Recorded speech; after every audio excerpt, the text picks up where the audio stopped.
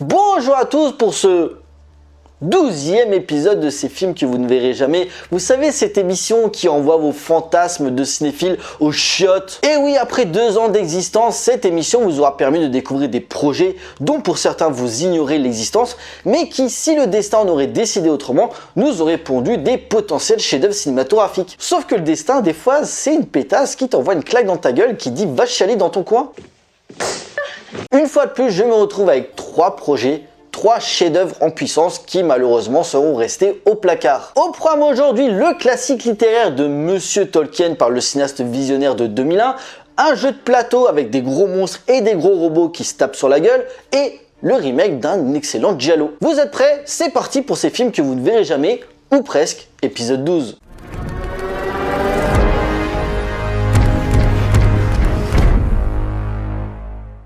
Numéro 1, Le Seigneur des Anneaux par Stanley Kubrick. Bien avant la monstrueuse trilogie de Peter Jackson au succès planétaire, l'œuvre de Tolkien a failli déjà être adaptée dans les années 60 avec une toute autre communauté totalement improbable. Car si déjà le nom de Stanley Kubrick fait monter la hype pour tous cinéphiles qui se respectent, c'est surtout le casting qui interpelle puisque les rôles principaux auraient été attribués à George Harrison, Ringo Starr, Paul McCartney et John Lennon. Oui, vous avez bien entendu, les Beatles. En 1963, les Beatles sont à ce moment-là les rois du monde sur la scène musicale. En effet, leurs 2 premiers albums, Please, Please Me et With the Beatles, sont des méga succès mondiaux.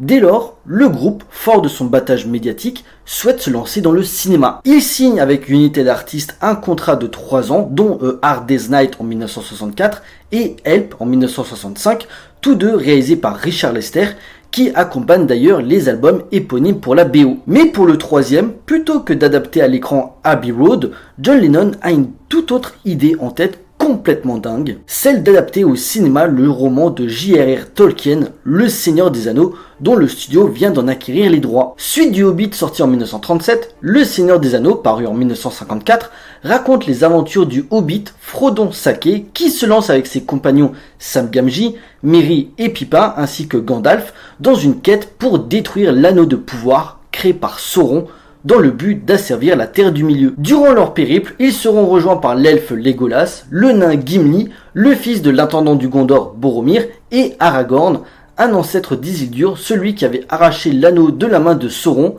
et revendiquant le trône. Un univers riche, des personnages forts, modèle de toutes les quêtes épiques, Le Seigneur des Anneaux est le masterpiece de l'heroic fantasy et un excellent moyen pour les Beatles de se donner une certaine crédibilité en tant qu'acteur. Sauf que pour ce 3e film, il n'est pas question de donner le projet à Richard Lester, mais à un cinéaste confirmé auquel son nom résonne dans toutes les têtes à la fin des années 60, Stanley Kubrick, qui, après Spartacus, Lolita et Dr. Folamour, vient de faire passer la science-fiction à un level ultra instinct avec 2001, l'Odyssée de l'espace. Tiré du roman de Arthur Clarke, 2001 est un gros carton rapportant 15 fois sa mise de départ dans le monde, considéré par l'un des films les plus importants de l'histoire du cinéma et véritable référence absolue dans la perception de la science-fiction vis-à-vis du 7e art. Et tout de suite, annoncer Stanley Kubrick à l'adaptation du Seigneur des Anneaux fait prendre au projet une toute autre ampleur. Surtout que chaque membre se voit déjà rêver de son rôle respectif. Paul McCartney en Frodon, Ringo Starr en Sam,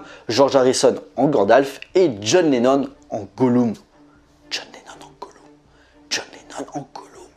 Bon, j'arrête. Bref, sur le papier, cette adaptation a tout du monument cinématographique qui pouvait donner un élan à l'heroic fantasy dans le paysage cinématographique, surtout qu'à côté, United Artists était prêt à injecter beaucoup de pognon dans ce projet.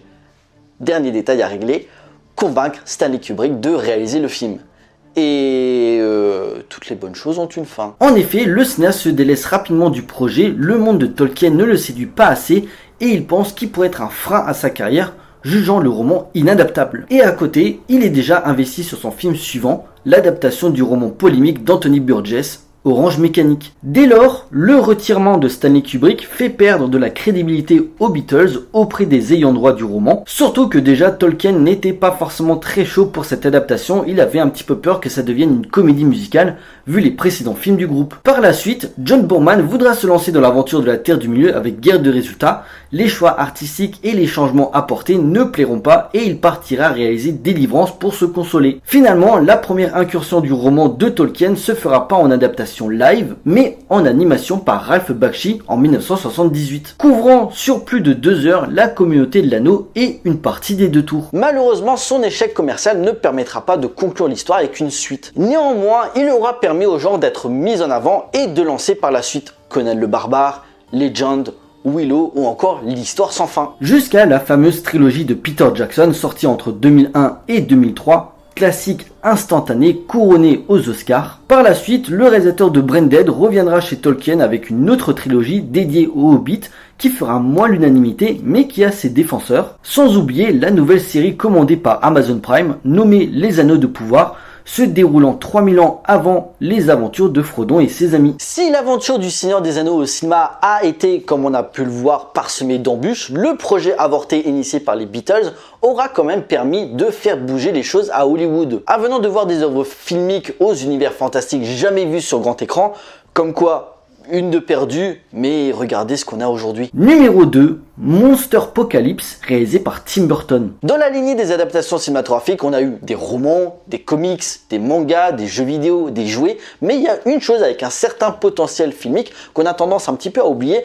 même si récemment la nouvelle version de Donjons et Dragons a remis quelque peu le couvert, c'est le jeu de société. Souvent accueilli très froidement, le premier Donjons et Dragons, Battleship, Cluedo, et là je suis sûr vous n'étiez même pas au courant qu'il y avait eu un film sur ce jeu, sans oublier l'adaptation de Monopoly qui traîne dans les tiroirs, et je déconne pas, mais il y a une dizaine d'années, il y avait un jeu ultra populaire qui aurait pu avoir sa propre adaptation, Monsterpocalypse. Créé en 2008 par le studio Privateur Press, Monsterpocalypse est un jeu de stratégie se jouant avec des figurines à l'effigie soit de robots géants, soit des monstres géants dans l'esprit kaiju. On a également des cartes représentant des décors voués à être détruits, et le but du joueur qui incarne le robot est d'empêcher le joueur qui actionne le monstre de raser la ville. Tim Burton, qui était quelque peu en perte de vitesse suite aux échecs successifs de La Planète des Singes, Charlie la Chocolaterie ou encore Sweeney Todd, s'est quelque peu refait une santé avec le remake live d'Alice au Pays des Merveilles pour Disney, qui aura passé le cap du milliard au box-office, lui donnant une position de force dans ses futurs projets, et du coup se laisse tenter par l'adaptation de Monsterpocalypse. En juillet 2010, le producteur du cinéaste, Roy Lee, confirme le projet Monsterpocalypse ainsi que le début d'écriture du scénario avec Matt Wilson, le créateur du jeu, et John August, le scénariste attitré de Tim Burton, qui a bossé pour lui sur Big Fish, Les Noces Funèbres ou l'adaptation de Dark Shadows que le réalisateur de Beetlejuice prépare en parallèle. Le look des monstres serait signé par Ray Ralston, graphiste ayant œuvré pour Forrest Gump, Retour vers le futur, Qui veut la peau de Roger Rabbit, voire la première trilogie Star Wars. L'intrigue, simpliste, serait la Terre est attaquée par des monstres géants venus de l'espace. Lorsque les humains ripostent et pensent gagner la guerre, c'est une ruse car les monstres se terrent dans des souterrains et envoient des signaux pour amener des renforts. Pour faire face à la deuxième attaque, les terriens créent des robots géants pour les contrer. Un film à grand spectacle donc, où Tim Burton et Warner se mettent d'accord pour une sortie fin 2012, sans oublier que le film serait tourné en 3D. À ce moment-là, on se dit que la confrontation robot-monstre géant, on va enfin la voir sur grand écran. Ils vont tout casser, ça va péter. Sauf que ça se fera, non pas par Tim Burton, mais par Guillermo del Toro. Début 2011, Legendary Pictures se porte acquéreur du nouveau film du cinéaste à qui son adaptation des Montagnes hallucinées vient d'être annulée, racontant la lutte entre des robots pilotés par des humains nommés les Jaeger et les kaiju, nom qu'on donne aux films de monstres japonais.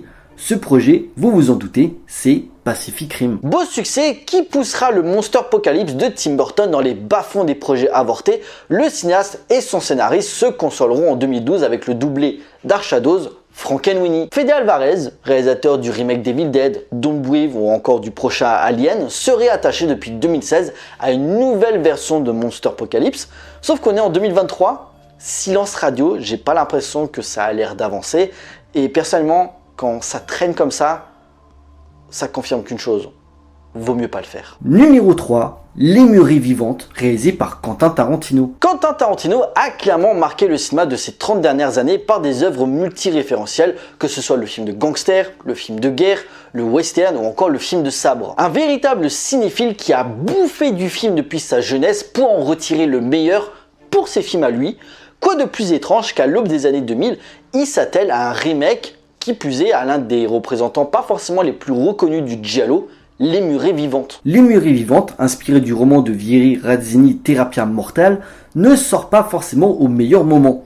En effet, le giallo est en perte de vitesse et le cinéaste ne s'est pas essayé au genre depuis 1972 avec La Longue Nuit de l'Exorcisme. Le film sera d'ailleurs un échec qui obligera le cinéaste à partir sur le film de zombies alors en plein essor, suite au carton du Dawn of the Dead de Papi Romero. Comme d'hab avec Lucio Fulci, il faudra patienter quelques années avant que le film soit réévalué à sa juste valeur. L'histoire suit Virginia, une femme extra-lucide interprétée par Jennifer O'Neill, qui un jour est prise d'une vision morbide autour de son mari. Sur les lieux, elle découvre en cassant un mur le squelette d'une femme qui s'avère au premier abord être l'ancienne maîtresse de son mari, mais plus les visions s'intensifient, plus elle va découvrir la vraie nature du corps. Un film riche en rebondissements, modérant ses effets gore, mettant plus en avant l'aspect psychologique de ses personnages, ainsi qu'une ambiance glaçante de la première à la dernière image. Une œuvre aux multiples retournements de situation dont Tarantino serait grave chaud pour lui redonner vie, lui qui vient en plus de cartonner avec son troisième film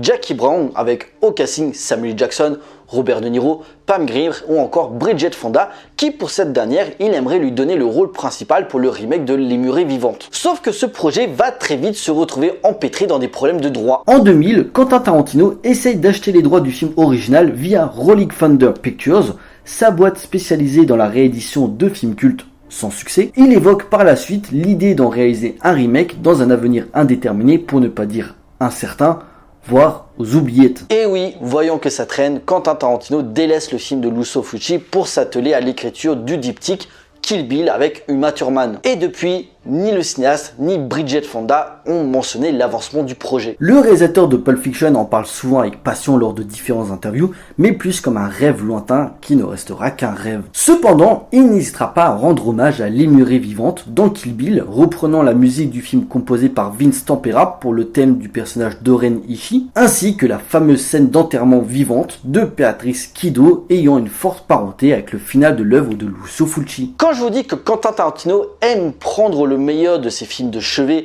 pour les inclure dans ses scènes à lui, ce n'est pas juste de la citation, c'est une mise en abîme sur sa façon de concevoir le cinéma. Et voir ce mec citer directement un genre quelque peu oublié qui est le giallo avec un remake m'aurait intéressé au plus haut point. Cependant, Les Murées Vivantes aura quand même eu droit à un remake, nous officiel en 1984, nous venant d'Inde, nommé Nooravatu Nal, réalisé par Mari Vannan, excusez-moi si j'écorche mal son nom, qui lui-même aura eu un remake en 1991.